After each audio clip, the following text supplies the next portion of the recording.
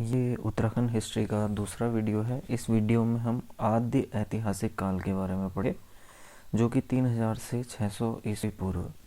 ये सन जो है उल्टे बढ़ते हैं, क्योंकि हम जीरो जहाँ पर आएगा वहाँ पर ईसा का जन्म माना जाता है। और तो 3000 से 600 ईसा पूर्व तक आदि ऐतिहासिक काल को गिना जाता है। राज्य के आदि ऐतिहासिक काल के दो प्रकार के स्रोत प्राप्त होते हैं। तो कौन कौन से ये दो प्रकार के स्रोत हैं? एक तो है पुरातात्विक स्रोत और दूसरा है लिखित स्रोत। तो पुरातात्विक स्रोत के अंदर क्या क्या आते हैं? पुरातात्विक का मतलब क्या हुआ? पुरातात्विक का मतलब हो गया आर्कियोलॉजिकल। ठीक है, तो आर्कियोलॉजिकल जो सोर्सेज हैं, तो उसमें अगर हम देखें तो कप मार्क्स इंग्लिश का वर्ड है। कप मार्क्स मतलब कप के आकार के कप मार्क्स। ठीक है, उसके बाद है ताम्र उपकरण। ठीक है, ताम्र उपकरण, तांबे के जो उपकरण होते हैं वो। फिर है महापाषाणीय समाधान। ठीक, महापाषाणी समाधान। और उसके बाद है धूसर मृद भांड। तो जो ये वर्ड है धूसर, इसका मतलब ग्रे रंग होता है, ग्रे कलर का जो रंग है, ग्रे कलर। तो ये धूसर होता है। और मृद का मतलब होता है मिट्टी के बर्तन। तो यहाँ पर जो मृद भांड शब्द है, इसका मतलब है मिट्टी के बर्तन। तो सबसे पहले हम एक एक करके इनके बारे में पढ़ेंगे। कप मार्क्स कहाँ मिले, ठीक है, क्या होते हैं ये, ताम्र उपकरण कहाँ मिले, महापाषाणी समाधान। तो ये सारे के सारे इंपॉर्टेंट हैं, एग्जाम में एक एक नंबर के क्वेश्चन इनसे बनते हैं। तो सबसे पहले हम बात करते हैं कप मार्क्स की। तो कप मार्क्स जो होते हैं वो आकार के गोल गड्ढे कप मार्क्स कहलाते हैं। ठीक है, आगे बढ़ते हैं। ओखली के आकार के गोल गड्ढे कप मार्क्स कहलाते हैं। और सबसे पहले कप मार्क्स की खोज जिसने की थी उनका नाम था हैनवुड। इसको हमने पिछले वीडियो में भी देखा था, हैनवुड। इन्होंने सबसे पहले देवीधुरा में 1856 में कप मार्क्स का विवरण दिया था। उसके बाद 1877 में रिवेट कार्नक, ये नाम याद रखने लायक है, रिवेट कार्नक को अल्मोड़ा के द्वाराहाट के चंद्रेश्वर मंदिर के निकट 200 कप मार्क्स प्राप्त हुए। कब? 1877 को, 1877 में रिवेट कार्नक को। इसके बाद इसके अतिरिक्त डॉक्टर यशोधर मठपाल जी को पश्चिमी रामगंगा घाटी में नौला गांव में 72 कप मार्क्स मिले। ठीक है, उन्होंने खोज करी। नौगांव जोयो गांव में भी मठपाल जी को ये कप मार्क्स मिले। तो यशोधर मठपाल जी, रिवेट कार्नक और विलियम हैनवुड। इम्पोर्टेंट नाम जो है यहाँ पर विलियम हैनवुड का है, जिन्होंने सबसे पहले कप मार्क्स की डिस्कवरी करी थी। कहाँ? देवीधुरा में 1856 में। डॉक्टर महेश प्रसाद जोशी, MP जोशी, ये हिस्टोरियन है। तो इनको कुमाऊं के जसकोट, खैखन और देवीधुरा में कप मार्क्स मिले। वहीं गढ़वाल में डॉक्टर यशवंत कटोच को गोपेश्वर व पश्चिमी नयार घाटी में कप मार्क्स प्राप्त हुए। इसके बाद बात करते हैं तो ताम्र उपकरण आते हैं सेकंड, जो हमने पहले देखे थे। हमें पढ़ने हैं 4 चीज़ों के बारे में पुरातात्विक स्रोत में। कप मार्क्स के बारे में हमने पढ़ लिया, ये कहाँ कहाँ मिले और होते क्या हैं। इसके बाद ताम्र उपकरण उत्तराखंड में कहाँ मिलते हैं, इसके बारे में हम पढ़ रहे हैं। तो ताम्र उपकरण यानी कि तांबे के जो उपकरण हैं, सर्वप्रथम बहादुराबाद। तो एग्ज़ाम में क्वेश्चन आ सकता है कि बहादुराबाद किस शहर का पुराना नाम है? तो बहादुराबाद जो है हरिद्वार का पुराना नाम है। बहादुराबाद में 1951 में भालाग्र रिंग्स, चूड़ियाँ आदि प्राप्त हुई। ठीक, उसके बाद 1986 में अल्मोड़ा से 1989 में बनकोट पिथौरागढ़ से और 1999 में नैनी पातल पिथौरागढ़ से मानव आकृतियों के समान तांबे धातु की आकृतियां मिली। HD संकालिया ने बहादुराबाद से प्राप्त मृदभांडों की तुलना गोदावरी घाटी से प्राप्त मृदभांडों से की है। तो HD संकालिया, ये कोई हिस्टोरियन होंगे, HD संकालिया। इन्होंने बहादुराबाद यानी कि हरिद्वार से जो मिट्टी के बर्तन मिले, मृदभांड मिले, इसकी तुलना गोदावरी घाटी से प्राप्त मृदभांडों से की है। तो आगे बढ़ते हैं। ये ताम्र उपकरण जो है, ये इस प्रकार की ताम्र आकृति थी, इस प्रकार की, ये इंसान का जैसा दिख रहा है, इसके बारे में अलग अलग मत हैं। तो सबसे पहले आलचिक ने इस प्रकार की आकृति जो हमें मिली है इसको यज्ञीय कुंड बताया है। आलचिक ने जो ताम्र आकृति हमको मिली है उसको यज्ञीय कुंड, यज्ञीय मतलब जो यज्ञ करने वाला जो कुंड होता है इसको बोला। फिर MP जोशी ने पुरुष बताया है, परशु पुरुष मतलब जो परशुराम का हथियार था जिसको फरसा जिसको बोलते हैं, तो MP जोशी ने इसको फरसा बताया है।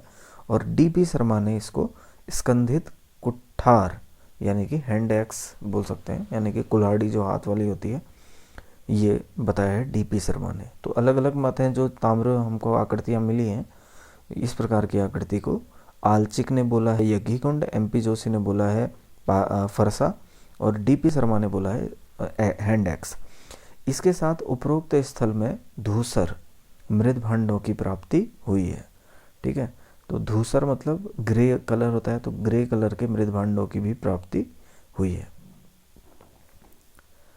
तो फिर आगे देखते हैं महापाषाणी समाधान। यहाँ पर PGW टाइप लिखा है मृद भांडों को, तो इसके बारे में भी पढ़ते हैं आगे। तो महापाषाणी समाधान, समाधान का मतलब सीधे सीधे कब्र है, महापाषाणी मतलब पाषाणी युग वाली। 1956 में शिव प्रसाद डबराल, जिनको चारण के नाम से जाना जाता है, ने चमोली के मलारी ग्राम में महापाषाणी व अवशेष खोजे। तो ये बहुत इम्पोर्टेंट क्वेश्चन है, एग्ज़ाम में आना ही आना है कि महापाषाणी समाधान या फिर महापाषाणी जो कब्र है वो सबसे पहले किसने खोजी और कहाँ खोजी।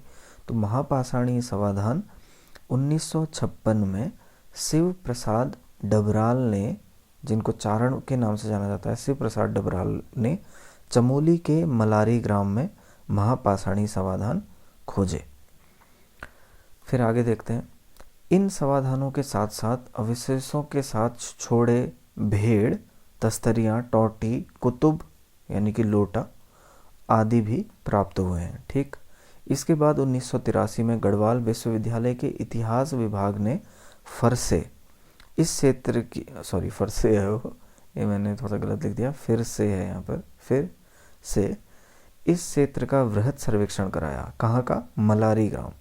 तो उत्तराखंड की हिस्ट्री की दृष्टि से देखा जाए तो मलारी गांव जो कि पड़ता है चमोली डिस्ट्रिक्ट में, कहाँ पड़ता है? चमोली में।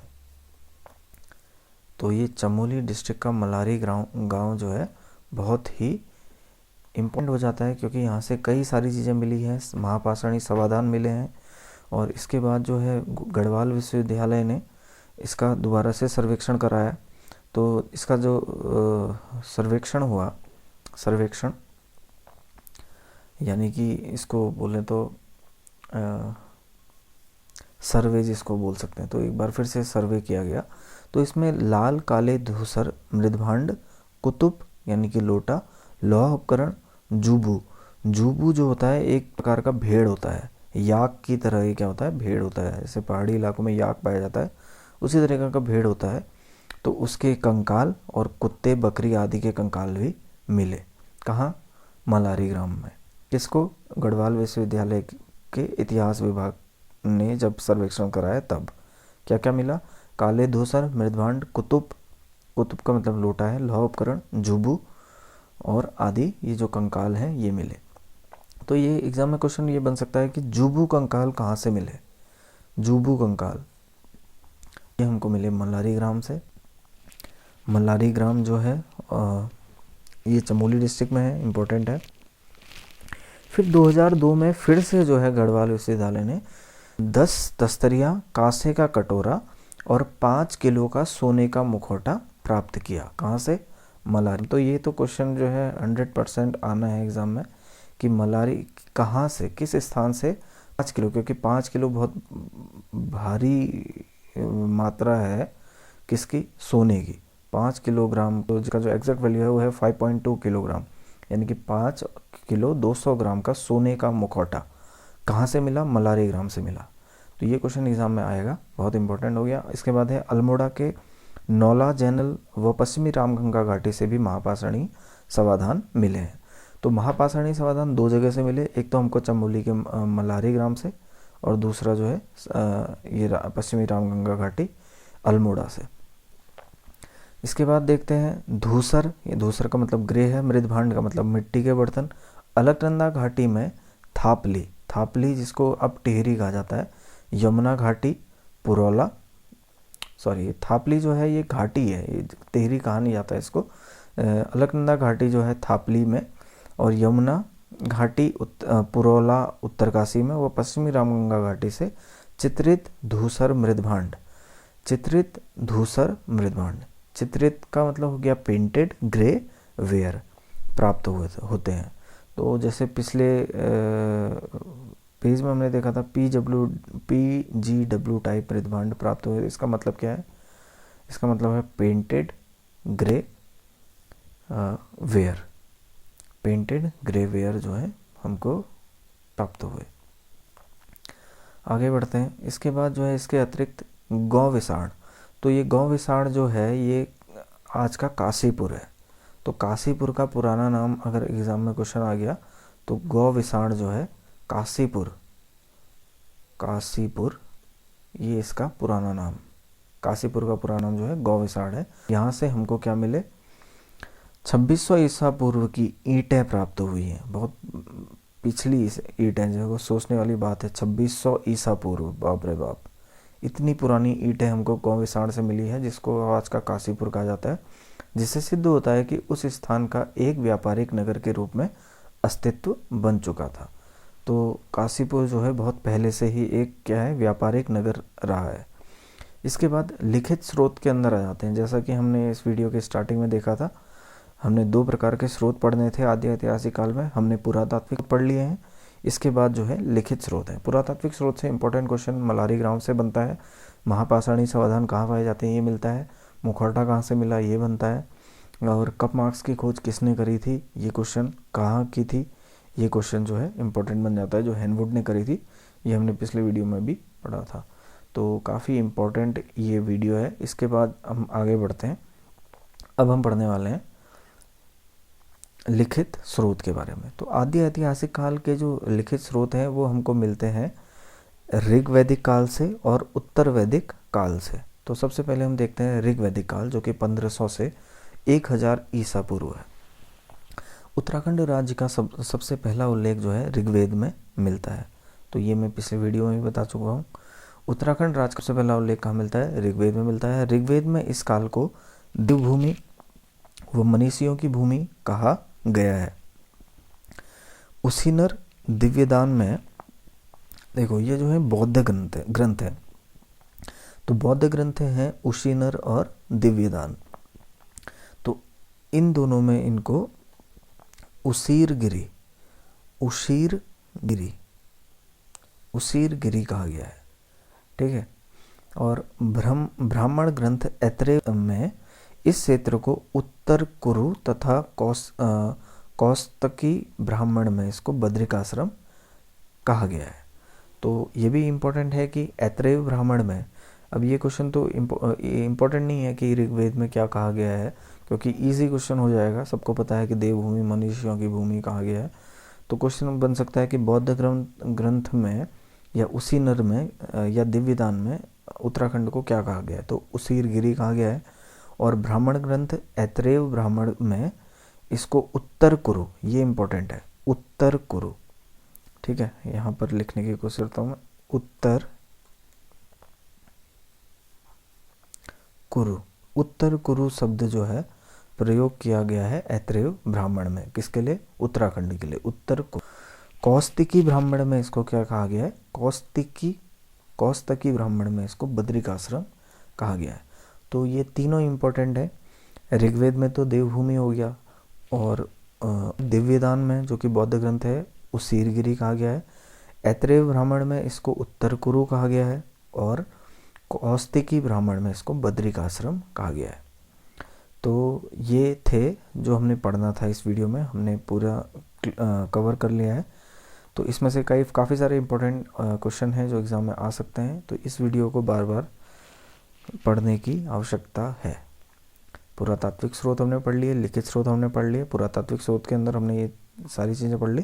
लिखित स्रोत के अंदर हमने ऋग्वेद का पढ़ा और ऐतरेय ब्राह्मण के बारे में पढ़ा और एक बौद्ध ग्रंथ के बारे में भी पढ़ा जिसमें उत्तराखंड का उल्लेख